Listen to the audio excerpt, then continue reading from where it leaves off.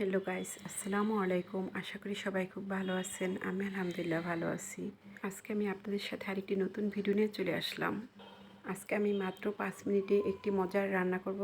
সেই রান্নাটি আপনাদের সাথে শেয়ার করব। আর আজকে আমি ভেন্ডি পাতুরি করব। ভেন্ডি পাতুরি এভাবে রান্না করলে আপনি পেট ভরে ভাত খেতে পারবেন। আর এই গরমে ভেন্ডি পাতুরি এভাবে রান্না করলে খেতেও ভালো লাগে।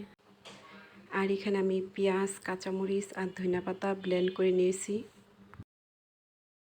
এখন এখানে একটি প্যান বসিয়ে পরিমাণ মতো তেল দিয়ে তেল গরম করে নিলাম। এখন পরিমাণ মতো মশলা দিয়ে দিব। 1 চামচ আদা রসুন বাটা দিয়ে মশলাগুলো তেলে কিছুক্ষণ ভেজে নেব।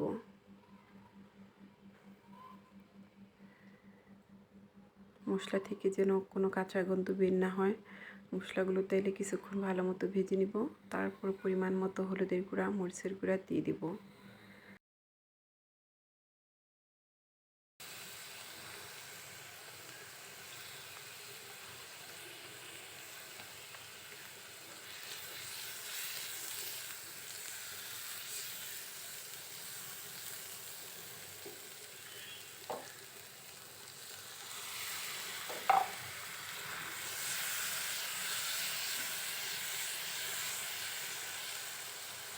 এখন স্বাদ মতো লবণ দিয়ে মশলাগুলো ভালো মতো কষিয়ে নিব।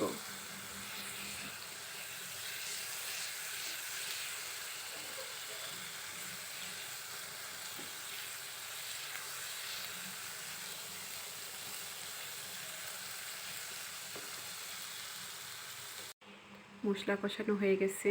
এই যে এখানে আমি ভেন্ডিগুলো কেটে ভালো মতো ধুয়ে নিছি। এখন দিয়ে দিব আর দিয়ে কিছুক্ষণ কষিয়ে নিব।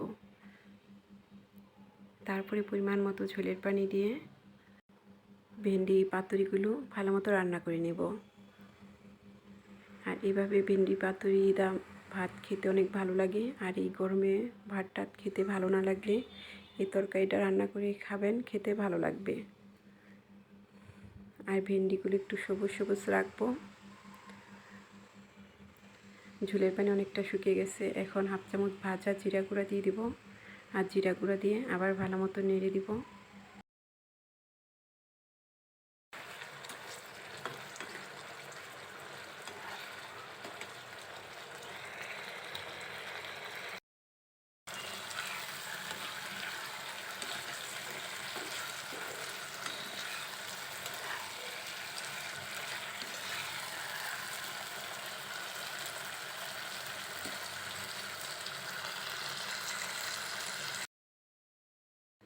এই যে এখানে ভেন্ডি পাতুরি করা হয়ে গেছে। আর এভাবে ভেন্ডি পাতুরি করলে আপনি পেট ভরে ভাত খেতে পারবেন।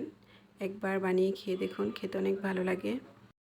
আমার ভিডিওটি কেমন হলো অবশ্যই কমেন্ট বক্সে জানাবেন। ভিডিওটি ভালো লাগলে অবশ্যই একটি লাইক দিবেন।